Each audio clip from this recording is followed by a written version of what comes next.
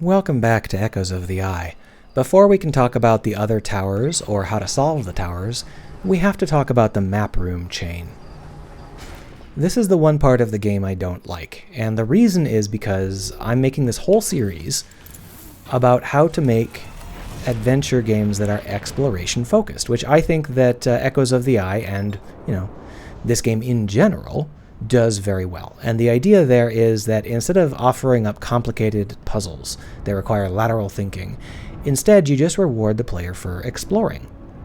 And when they think they've explored everything, you give them a hint as to something they may have overlooked or a new kind of power or something similar, and they realize that there is so much more than they thought, and they have to go back and do more exploring. This is definitely the strongest part of this game, and players will readily say so. Every player remembers when they discovered any of the dozen or so mechanics that allowed them to explore new places in new ways that they didn't even realize was possible. That is what I really love about this template. But chunks of this game are designed in classic adventure game style. And that, unfortunately, includes the map chain, the map room sequence. The problem is the map room sequence is a core sequence. Finding the map room allows you to find the incinerator rooms, and while you might find one of these rooms on your own, maybe two if you're particularly insightful, you're probably not going to find all three on your own, which is a problem because they contain the secrets of how to beat all of the various places in the dream world. They contain the mechanics that you need to know, like invisible bridges and stuff. And those are things that you can't really learn outside of the incinerator rooms. So the map room is the only way to really find all of the incinerator rooms, and the incinerator rooms are the only way to know that certain mechanics exist at all. The problem is that discovering the map room is not something that can be done by exploring. You can't explore to find the map room. You have to follow a chain of clues that starts right here in the second village and continues for a very, very long time. And if you miss even one clue, if you fail your spot check even once, you're just out of luck. There's no other sequences that lead back to the same information or tell you that you missed clues or anything like that. The notes in your ship, the ship notes, sort of hint that you may have missed something, but they don't tell you how important it is. So you just keep pushing forward because you don't realize you've missed anything important, and there's more stuff ahead of you. And eventually you beat the game. I beat the game without any part of the map room sequence. I didn't find a single piece of the map room sequence until I'd beaten the game, which meant I didn't beat a single dream world. I just beat the game. That's how core this sequence is. That's how important this winding thread of clues is. You can beat the game without it, but you're going to be very confused and you're going to miss roughly half the content, which is what happened to me. The clue chain begins here in this world, and I noted it, how challenging it was to find for certain players. If your luck is bad, you might not find the slideshow that leads you up into the puzzle room, which leads you down into the basement. But that is the beginning of the map room chain, because the key to the map room is in the puzzle room upstairs. And the only way you can solve the puzzle room upstairs is to go into this dream world and solve it in the dream world. The problem is, if you don't know there's a puzzle room upstairs because you missed that, then you got no idea what's going on with this dream world. And even if you find the puzzle room later, just stumbling across it like I did, it will have been hours since you saw the clues about how to solve it. And the clues are weird one-offs. There's no reason why this particular mechanic exists here and nowhere else in the game, but it does. There's no other place that requires you to blow out lights in the dream world to blow out lights in the real world. It's just not a mechanic that's ever used anywhere. You're just supposed to realize it here, as in this one spot. This is the only place you'd ever need it. Now, if you followed all of the clue chain, and this is your very first dream world, chances are pretty good you're going to solve it because it's on your mind. It was like, 5 minutes ago that you went up into the puzzle room and you saw how it should be solved but didn't know how to do it. And now you're in this weird dream world, and here it is again. The same back entrance, the same puzzle room. That is something where chances are pretty high you might solve it. Let me know whether or not you had a hard time with this puzzle room and how long it took you to solve it. I never solved it until after I'd beaten the game. So once you get here, there's no clues here as to what you're supposed to do, and there's no reward for coming here. It's not exploration based or anything. It's just the way you solve this puzzle is here, and you should figure it out. Just hope you figure it out. Read our minds.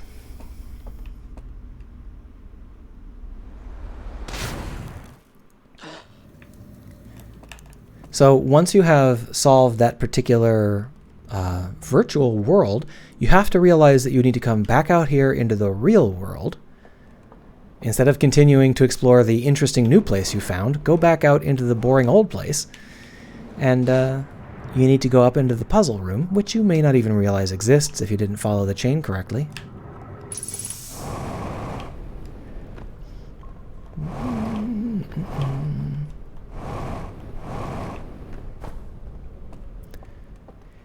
And this is the map room sequence, because what this does is it takes you down into the sub-basement, which obviously you knew there was a sub-basement, right?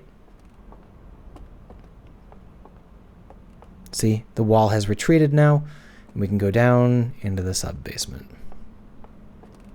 Oh, I guess it's just the second floor. Either way, here it is. So what's in here? Well, we've got this, which is a key code we already know because we can just look at it with our scout. We have the third, second, and first lock combinations, which have all been scratched out, so we can't free the prisoner with the information here.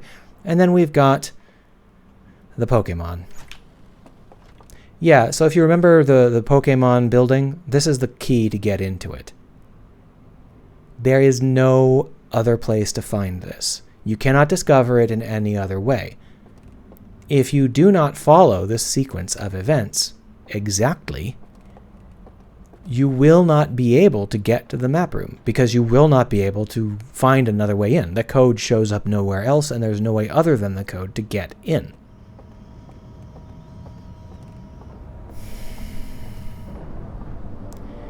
If you don't find your way into the map room, you won't find all of the incinerator rooms.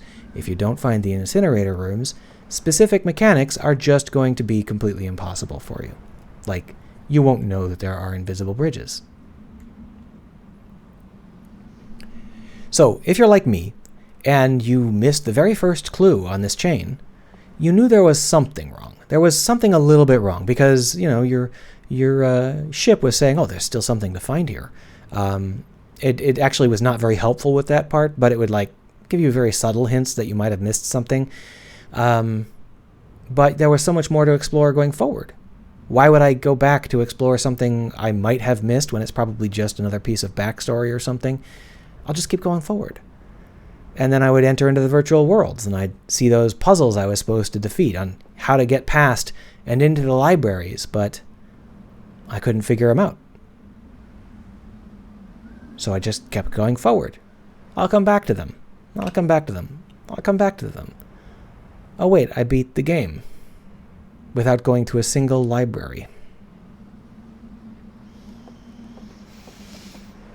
This is the kind of design I don't want to see in adventure games. This is the opposite of the kind of design I like. I like it when the player can explore the adventure game world and get rewarded for exploring it, and if there is something important in the world, make it so that there are fallbacks, either clues that lead them back to that place if they overlooked it, or secondary explanations that tell them the same thing they would have learned if they had explored more carefully.